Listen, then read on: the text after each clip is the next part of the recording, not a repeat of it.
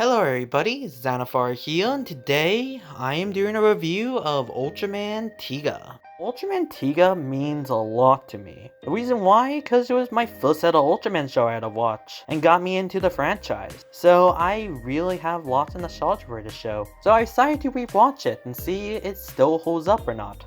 Let's talk about the characters. Let's talk about the main character himself, Ultraman Tiga, or I should say, Daigo.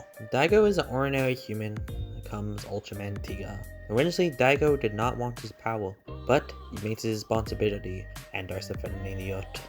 Daigo, he has many interesting moments in this show, and honestly, he's a really good character. I actually forgot how funny Daigo is in this show too. So I like Daigo's relationship with his team, but also I really like his relationship with Rina. Their relationship is very cute, and honestly I already thought their relationship came out of nowhere when I first watched the series, but no, there's many hints to their relationship. So Daigo, he's an excellent character. Let's talk about Rina. Rina is honestly a pretty good character. I like her. She's a great pilot. She is always the voice of reason. Something I find interesting about her, she don't see kaijus as monsters, she sees them as animals. Rina is also a very interesting character because, well, she basically figured out Daigo is Tiga by herself. So Rina is another really great character from this show. Let's talk about my favorite captain, Haruma. Haruma is a great character for so many reasons. She has so many standout episodes for her character. We learn so much about her. Like, she's a great investigator. She's a single mom. She don't see her kid very often because she's too busy with work.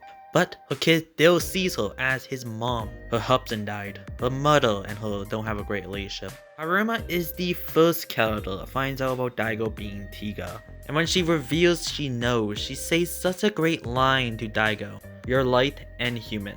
And she is such a great character, and honestly one of my favorite characters in this show. Honestly, she's my favorite captain of any of the Ultraman shows. Let's talk about my favorite character, Madakata. Madakata is the leader of the team. So many funny things about Madakata, and so many fun episodes he's in. He is just a very fun character to watch. I love him for his disappointing faces, and also I just find it funny he can't handle his alcohol, so he chooses to crank them out. That is very funny to me. I also find it very interesting his friendship and how much respect he has for his captain, Haruma. Madakata and Haruma's relationship seems like more than just friendship. What I mean by that, it's mostly on Madakata's end, but he says lines where it seems like he has feelings for the captain, and it's something that just always interests me. Madakata is my favorite character in this show. Shindo is a hothead sharpshooter of the team, and he's a very interesting character in the show. Shindo is also a big brother, a pretty good big brother as well. Shindo gets most affected when his family is involved, like when his nephew gets kidnapped by aliens and Shindo goes rogue to try to rescue him. Shindo is a great character. Sometimes he can be very hot-headed, but when he is won, he will admit when he's won, and he is a great character. He's very likable, and honestly, just a very memorable one to me. Let's talk about the most manliest man in Team Guts. Hori. Hori is the scientist of the team, so he always makes inventions, and he's such a great character. Hori has many great episodes. Hori is an interesting character because he grows as the show goes on. At the start of the show, he's kind of wimpy and whiny, but he starts growing a lot more and eventually even falling in love and even getting married. Hori is a very interesting character, and I just love seeing him in the show. Sasumi is the youngest member of Guts, and he's mostly the guy in the chair. He is also a scientist, and he does help out Hori many times. Now Sasumi, he's okay character, but I actually forgot he was in the show. He is kind of forgettable, and that kind of sucks for his character. Sasumi is not a terrible character, but I do have to admit he's not one of the more interesting characters in the show, and he does have some annoying moments where he is yelling at Rina for no reason basically. Now Sasumi does appeal in many good episodes, like the smile across space and time. Smile. Smile, smile. Smile, smile. Smile, smile. Smile, smile. Smile. Smile. Smile. Smile. Smile. A few moments later. I'm sorry about that. Uh, Let's just move on. All the characters in Ultraman Tiga are fantastic. I love Team Guts. Every one of them are memorable to me and so much fun to watch and get to know these characters. Something else I love about this show with the characters is the fact that they give every character basically their own solo episode where you can get to know them. That's something I love about this show.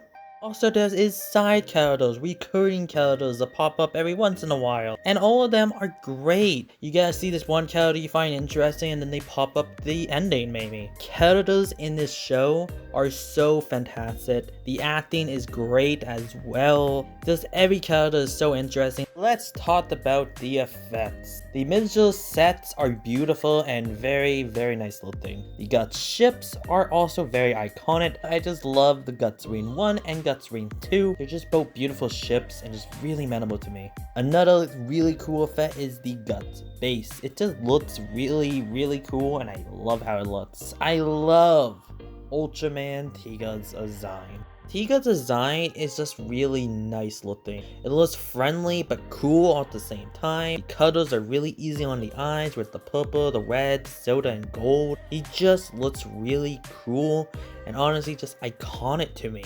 Tiga being the first adult Ultraman with form change, its forms are mostly the same, but different colors and different body types. The power type is red and thick, and it looks really good. Sky type is purple and thinner, and it still looks really cool and awesome. I just love Ultraman Tiga's design. Now, I'm not going to talk about every single kaiju, but I'm going to talk about some of my favorites. First talk about my most favorite kaiju, Goza. Goza's design is just such a fantastic design. It's iconic and cool looking, and there's a reason why they brought Goza back as Fire Goza. It's still another really great design, just the only difference is now he has some red veins, and it just looks amazing and cool. I love Goza. He's my favorite kaiju. The Kyryord, another great design. I just love how he looks. It looks cool and just such a great villain. Especially its flying form is also very cool looking. Guzzort, another great design. I really love this monster. This monster almost creeps me out because it has a very childlike mind and sees people as their friends but also food. Leylon is also really good design in my opinion, and I just love how he mess around with Ultraman. He is so funny to me and he's just such a little asshole. I just love Leylon. Cirbagon. And Cirbagon is just super memorable and just really iconic. And honestly, he just had many funny moments as well. Goldrass. Such a great design. I just love how Goldrass looks. And he's such an interesting kaiju. He's a time traveling monster. And I kind of feel like he has wasted potential because of that. Because you can do so much with time travel. But sadly, they didn't really do too much with him. But still a great kaiju. Evil Tiga. Evil Tiga's design is really nice looking. It looked like Tiga, but more evil. I love the blue eyes. I just think that makes him look very memorable to me. Guardy is a great design, and you just feel so bad for this monster. He's the pet of Evil Tiga, and he don't understand why his master is attacking the city, so he tries to stop him. But then Evil Tiga kills him. You feel so bad for this kaiju. The effects, the kaiju designs are all really iconic and memorable. My only criticism with the effects is the CGI. The CGI is quite dated and really bad. That's my only criticism for the effects. Still, the effects are still really great in the show, and honestly, better than newer shows. Music in the show is really great. Keep Me Higher is an amazing intro song. The rest of the music, like the Tiga themes, are also really good. Some of them are really kick-ass, and some of them are really sad and emotional, and add to the scene a lot. The ending song is probably my favorite song. Really love the music in Ultraman Tiga. Fantastic soundtrack. Criticisms. Now I already said one, it's CGI, and that's really it, honestly. I did have an older criticism. It was, well, episode 37 and 40. I didn't like these episodes, but I don't really have that criticism anymore with my second rewatch of them. I have to adjust that to everybody. If you don't like an episode, maybe rewatch it and maybe your opinions might change, because definitely mine did. What did I like about this show? Well, I love the characters. I love the fact that every character has their own solo episode. I also love, I already said, the music. I love many things from Tiga. The fight scenes are epic to watch. The effects, beautiful. So many things I love about the show. The episodes are great to watch. There's not really a bad episode in Tiga in my opinion. All the episodes are very adorable and had many good parts about them. One episode I totally forgot about and now I absolutely love, and I think that might be one of my favorite episodes of Tiga, is the Mirage Monster. It's just a really good episode with Haruma, one of my favorites. Another thing I think is really cool is seeing the Avenger, Ultraman, and Suruwaya in episode 49. The episode is just a weird, fun episode. It tentatively breaks the fourth wall. There's time travel, you let some Godzilla into it, and Ultra Q. It's such an interesting episode. Then in the end of the episode, they filmed the Avenger Ultraman? So that means Ultraman is a TV show in the Tiga universe? Interesting. What is my final thoughts for this show? I love this show. I have so much nostalgia for it. I grew up with this show, honestly. This was the show that got me into Ultraman, and the whole reason why I am an Ultraman fan. If I didn't buy Tiga Volume 1, I would never fell in love with this franchise, and fall in love with these characters. So yes, this review is mostly about nostalgia, and my love for Ultraman and Tiga. So yes, I would give this show easily a 10 out of 10. So that's pretty much it for this review. Thank you so much for watching and hearing me talk about one of my favorite shows, Ultraman Tiga. And also tell me down below what do you guys think of Ultraman Tiga. Do you love this show? Tell me down below. Okay, don't forget to leave a like, comment, and subscribe. Xanathar is out.